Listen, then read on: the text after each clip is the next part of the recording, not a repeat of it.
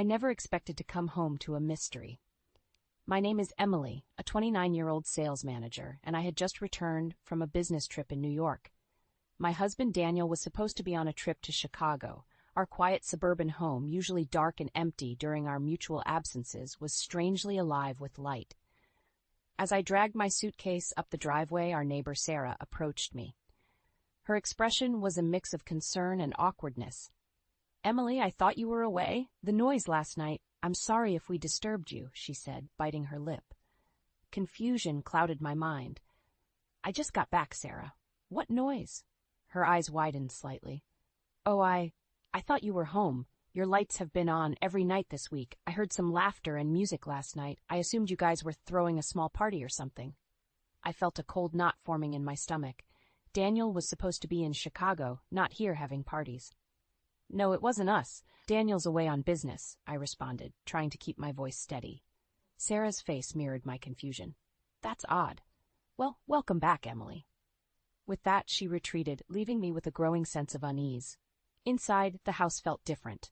It was too neat. The air held a faint scent of perfume, not mine. I moved through the rooms, my heart racing. Then I saw them.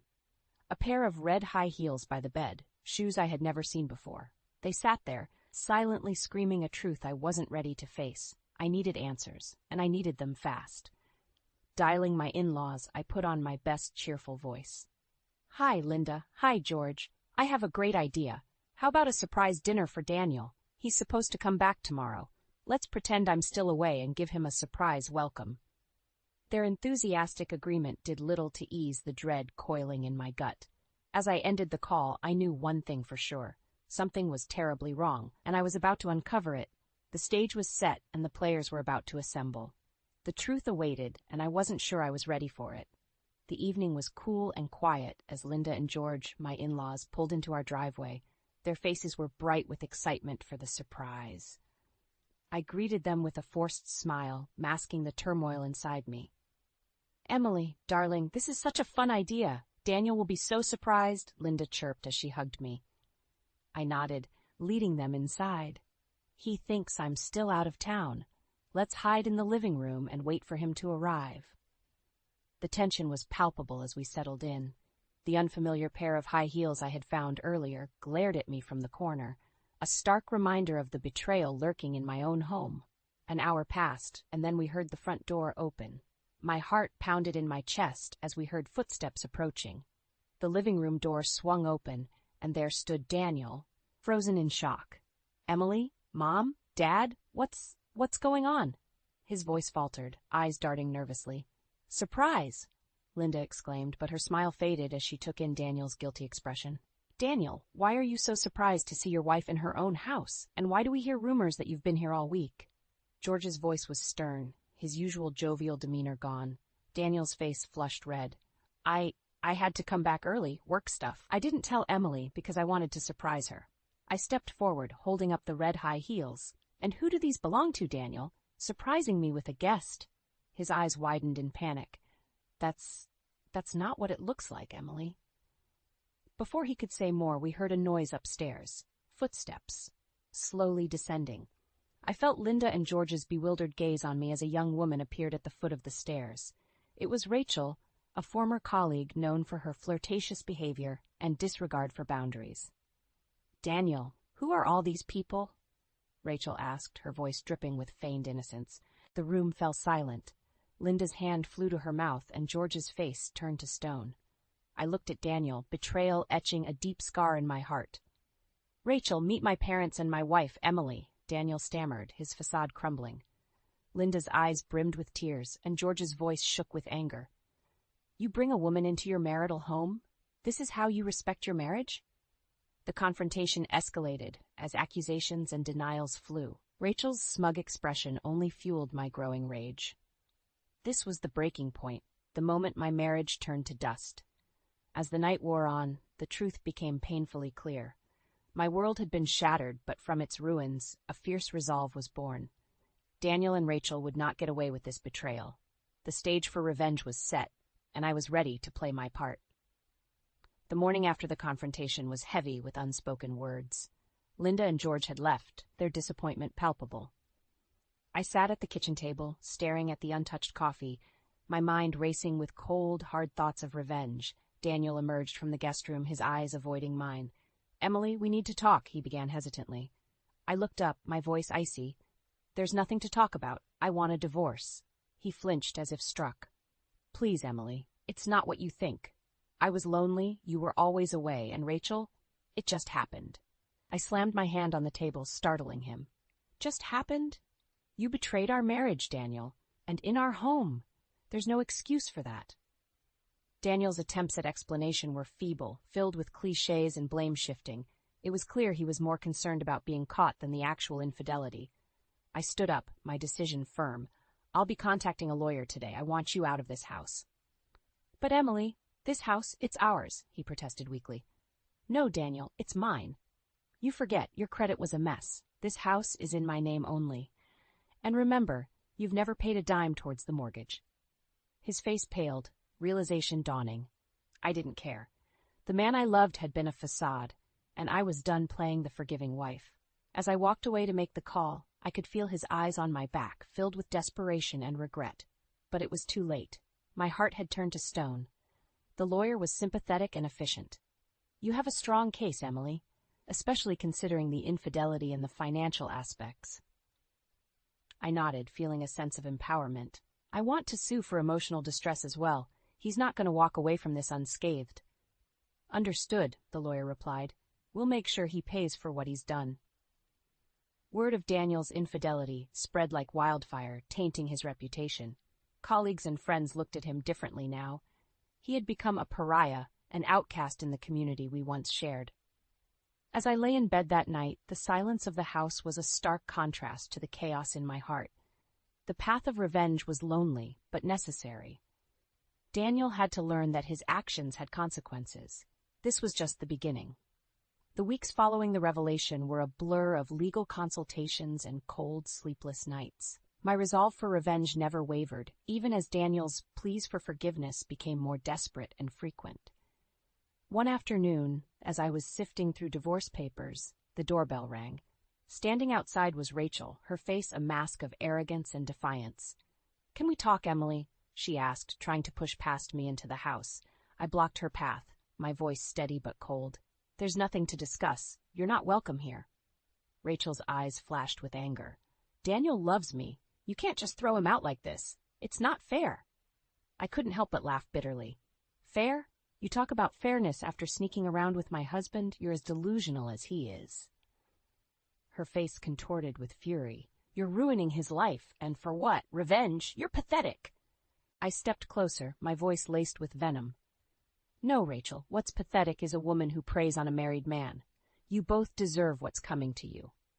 She scoffed and turned away, but not before I saw the uncertainty flicker in her eyes. They knew their affair wasn't just a harmless fling anymore. It had consequences, and they were just starting to feel them. The news of the lawsuit and divorce spread like wildfire. Daniel's reputation at work crumbled. Whispers followed him everywhere, and his professional relationships soured. Rachel, too, found herself isolated, her manipulative charm no longer effective. The day Daniel was let go from his job, he came to me, a broken man. "Emily, please. I've lost everything. My job, my reputation. Isn't that enough?" I looked at him, feeling nothing but disdain. "You should have thought about that before you betrayed me.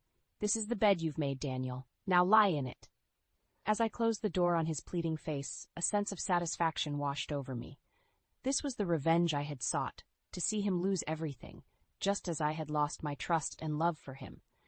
But even as I savored the moment, a hollow feeling lingered in my heart.